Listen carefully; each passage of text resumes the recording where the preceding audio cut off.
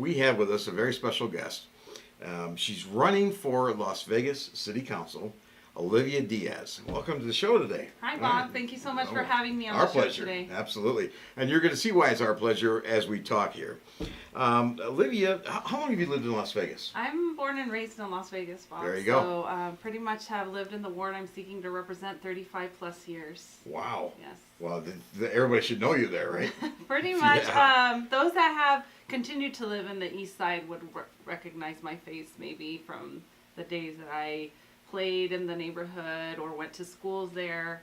But, not all of us stay in the same place where we were born, So it's kind of special that I get to still be in that community where it basically helped me be lifted and make sure that I was taken care of as I grew up. And now Excellent. I want to make sure I'm taking care of them. Well, what a great trade-off there. Yes. I'm sure I got to take the glasses off so I can see what I'm doing or see where I went. I'm sure you got the people there that are like, I remember you when you were just a little whippersnapper, or yes, whatever. Yes. The other day I was visiting my parents, and the neighbor was out, and we were talking, and we were catching up. And she's like, "Oh my gosh, I still remember when you would walk down the street to go to your high school." And it's been just a few years since that happened. But it's really cool. Really cool to come Every out. neighborhood looks in everywhere looks for that person or people to be that success story. And it sounds like you've done that. Yeah, well, I'm grateful first and foremost that I have a family that has always instilled in me a hard work ethic. My father worked 35 years as a casino porter at Caesar's Palace. My mother was at stay-at-home, very busy mother with 6 kids to raise. That's busy. Yes, Okay. and so I don't shy away from the work. My parents always said, if you want something, you work hard for it. You don't expect anybody to give it to you. And so I was the first one from my family to be able to access college and graduate with a degree. And then after I graduated from college, I went on to teaching, and I've been teaching as an elementary school teacher since 2002. Wow. And so, I'm super excited. That's a tough job. Yes. Yeah, so if you've done that, you're ready for anything. Yeah. If you can deal with kindergartners and 5th graders, you've got it made. I spoke at, was it Fong Elementary? Mm-hmm. They had their career day, and to 5th graders. And then I took Sadie, my dog. Yeah. And I tell you what, I was impressed. I'm like, I'm glad I'm not a teacher because all these kids are smarter than me.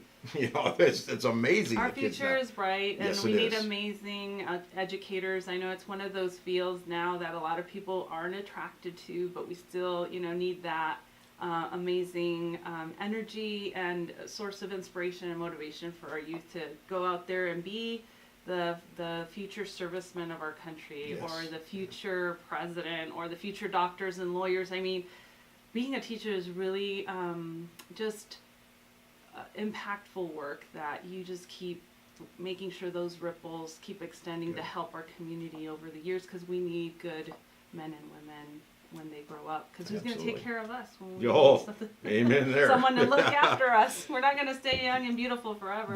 Well, with that being said, you can see why she's the perfect choice for the position she's running for. That mindset that's what you need. That's what the community and the people need. And not always do they get that. But I think with the city council we have now, and you being in it, that's a win-win situation right there. Yes, I'm excited to earn the support of my neighbors in Ward 3, and get those sleeves rolled up and get to the work. There's lots of work to be done for our neighbors, and super excited to get the opportunity to do it for all of us. Now, we talked a little earlier about your history in public service. Can you tell us about that? Yeah, so after, I don't know, I want to say this was in 2009, so I had been teaching for 7 years already in the Clark County School District. And, the Great Recession hit in 2007-ish. So all of us felt it in terms of employment, in terms of losing our homes, and just, really bad times for all of us, where it was hard to make ends meet.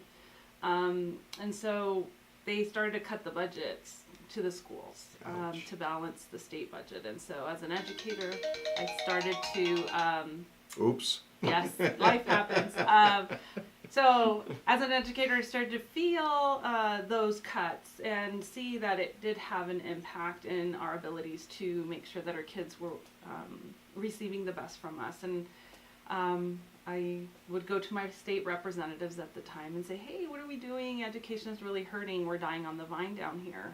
We really need to make sure our kids are looked out for. And they're like, it's just tough times, Olivia. So in 2010, my assembly seat where I live became open, and I decided to run.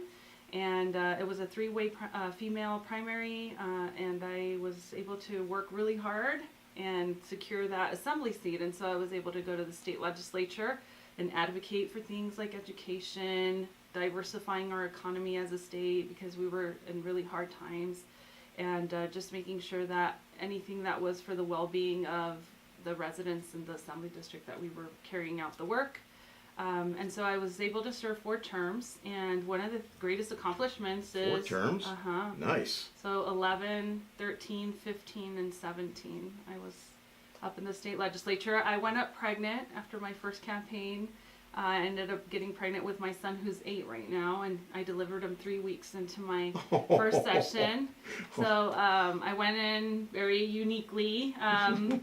But, we took the 2 weeks off and came right back to do the work of the people and why people had voted me in.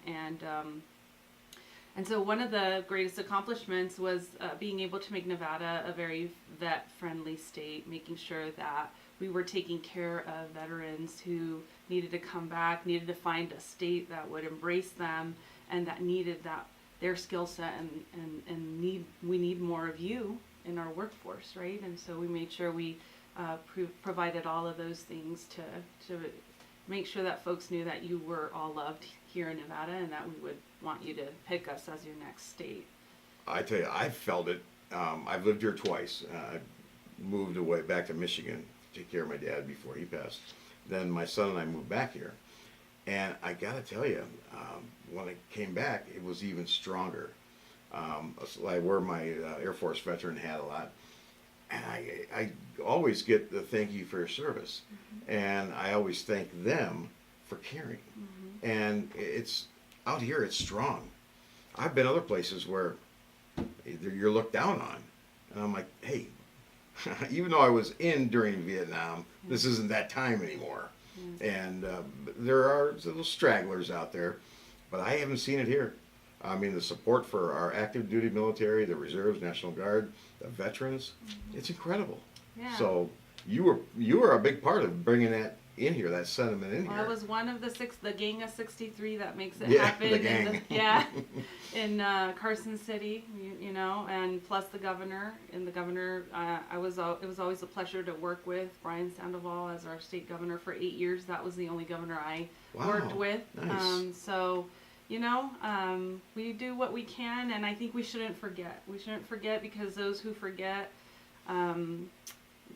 our history and the struggles, sure, we're doomed to repeat them. And yes, so I think it should always be present. And my parents always taught me from a very young age that you're grateful for people who serve, that you're grateful that you have, and that there's others that don't have, and that you constantly try to extend your service to people. And you don't ever forget people who, when you were in need, helped you out. And so I think we need to continue to make our youth aware that we need to continue to be grateful for folks like you that fought so hard under very difficult circumstances, for our freedoms and what we get to enjoy today. You know what? I can't emphasize this enough. If you can't see the heart this woman has, the common sense and the knowledge and the brain power that you have, it's incredible. The teacher aspect, the thinking of our kids as our future, and what she's just been talking about for the people. Wow, you are, in my opinion, the perfect choice. Thank you. Yeah, no, thank you, because this is real. This is not, lip service. This is the real deal right here, and you can't argue with that. You results don't lie. Yes. Look at your results. Yes. You've done a lot. And people keep calling me, and I didn't turn the phone off, but let's do that now. Yeah, we're professional here. It Yeah. always happens. No one calls you, and then the day you have Yeah, a sure. conversation, they blow up your phone. Usually I leave the phone someplace else, but it followed me today, so I don't know what to do about that. Sure. But okay, now let's talk a little bit about the pending or yeah, we can talk now.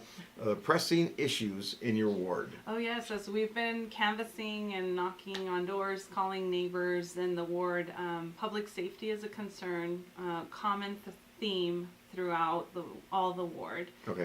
You hear it from small business owners downtown. You hear it from the east side. You hear it from the folks that reside in the historic neighborhoods.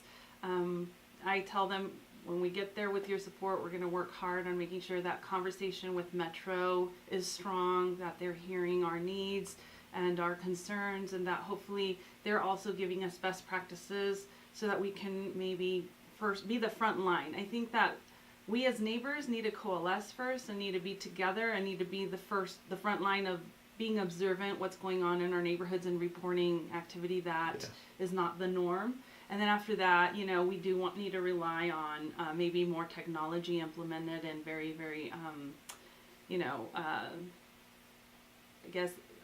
insecure areas where people have high concerns. Maybe we need to put more shot spotter, more eyes in the sky where, you know, public safety is not there, and maybe Metro, if they are spread thin in terms of having bodies, they can at least kind of be alerted quicker to respond, because sometimes we ourselves are not reporting, so they don't know to be there to intervene or remove what's happening.